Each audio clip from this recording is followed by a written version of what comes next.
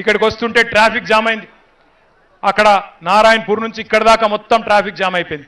అక్కడ మా తమ్ముళ్ళు కొంతమంది అడిగినారు, రోడ్డు మీద అన్ని బండ్లు ట్రాఫిక్ జామ్ అయితే మేము కూడా ఇరుక్కొని పోయినాం. వాళ్ళు పక్కన అటు ఇటు బండ్లుంటే ఎట్లుంది తమ్మి అంటే గెలుస్తున్నామన్నా బరాబర్ గెలుస్తున్నామని చెప్పాను. సంతోషం. వాళ్ళందరూ కాకపోతే ఒక మాట అన్నారు, అన్నా జర మా రోడ్డు చూడు, మా రోడ్లను బాగా చెప్పి అన్నారు అందరు కూడా. నేను మీ అందరికి ఒకటే మాట ఇస్తా ఉన్నా, మీరు కూసుకుంట్ల ప్రభాకర్ రెడ్డి గారిని బ్రహ్మాండమైన మెజారిటీతో గెలిపిస్తే మునుగోడు నియోజకవర్గాన్ని నేను స్వయంగా దత్తత తీసుకుంటా. ప్రతి 3 నెలలకు ఒకసారి, ఎలక్షన్ల ముందు ఒక మాట తర్వాత ఒక మాట కాదు, ప్రతి 3 నెలలకు ఒకసారి అన్ని అభివృద్ధి కార్యక్రమాలను స్వయంగా నేనే పర్యవేక్షిస్తా. జిల్లా మంత్రి గారు నేను ఆయన సూర్యాపేటను ఎంత బాగా చూసుకుంటున్నాడో, నేను సిరిసిల్లను ఎంత బాగా చూసుకుంటున్నానో అట్లాగే మీ మునుగోడును మేమిద్దరం కలిసి బాధ్యత తీసుకుంటామనే మాట కూడా ఈ సందర్భంగా చెప్తాను. ఒక్కొక్క పనికి నా బాధ్యత.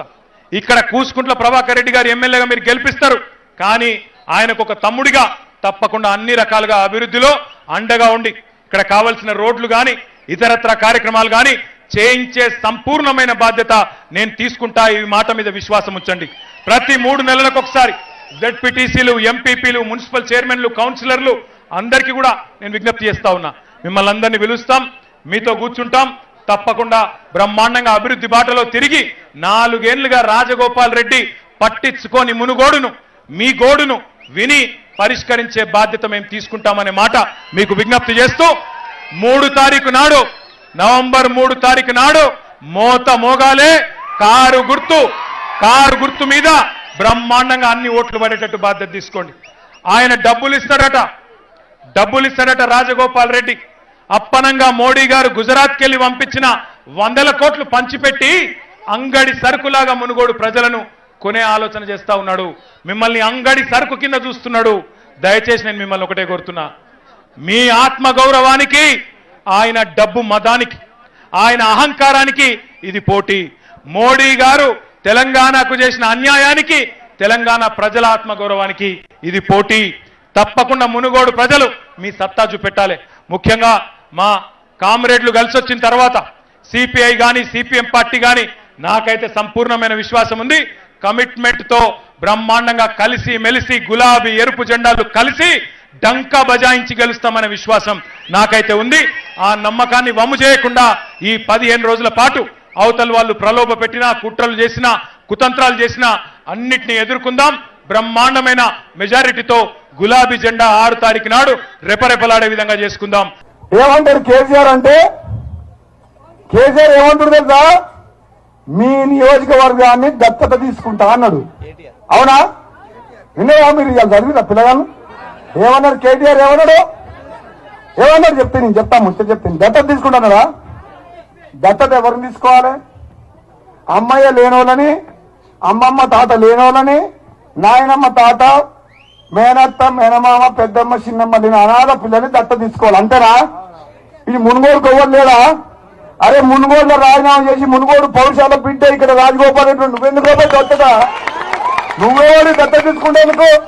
ఈ మునుగోడు బిడ్డ నీ దయాదర్శుల మీద ఆధారపడలేదు. ఇది మేము పోరాటం చేసినాం, ఉద్యమం చేసినాం. నల్లగొండ జిల్లా అంటే విప్లవాల జిల్లా, నల్లగొండ జిల్లా రక్తం, ఇక్కడ పౌరుషం ఉంది. నీ దగ్గరకు వచ్చి మేము ఎందుకు అనుకుంటాం? మేము పోరాటం చేసి తెలంగాణ ఎట్లా తెచ్చుకున్నామో, నిన్ను కొట్లాడి నిన్ను గద్దె దింపి మీ మా ఏరియాని డెవలప్ చేసుకున్నాం. నువ్వెవరు కూసుకుంటా? ప్రభాకర్ తెలివి లేదా? ఆయనకు ఓటేసి ఈయన దత్త తీసుకుంటాడంట. కూసుకున్న ప్రభాకర్ ఇట్లా పక్కకుంటే క్యాండిడేట్ ఇట్లా పొమ్మంటుంది.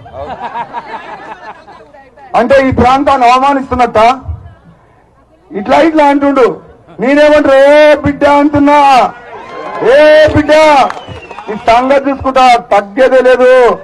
ఏమనుకుంటున్నావు? ఈ మునుగోడు ఓ డమ్మి క్యాండిడేట్ పెట్టి గెలిపించి నువ్వు దత్తత తీసుకుంటావు. ఏడికేం చేస్తావు దత్తత? అసలు నువ్వు బయట ఉంటే కదా, నేను గెలిచిన 15 రోజులు నువ్వే జైలుకుపోతుంటు. దత్తత తీసుకుని ఏడికెళ్ళి దత్తత తీసుకుంటావు? వదిలిపెట్టనా కేసీఆర్ కుటుంబాన్ని? మీ అందరి మహిళల సాక్షిగా చెప్తున్నా, తల్లిని ఉత్తగా మాట్లాడతలేను. ఆషామాష ఎన్నిక కాదు ఇది. మునుగోడు రాజీనామా చేసి పిల్లలు వదిలిపెట్టి నేను 3 నెలల నుంచి 4 గంటలకు నిద్రపోతాను. మునుగోడులో ఇల్లు కట్టుకున్నా. కేసీఆర్ కుటుంబాన్ని జైల్లో పంపించే వరకు నేను నిద్రపోను. హాయ్ ఫ్రెండ్స్, మా టుడే టుమారో యూట్యూబ్ ఛానల్ చూస్తున్నందుకు చాలా థ్యాంక్స్. మరిన్ని లేటెస్ట్ వీడియోస్ కోసం వెంటనే సబ్స్క్రైబ్ చేయండి.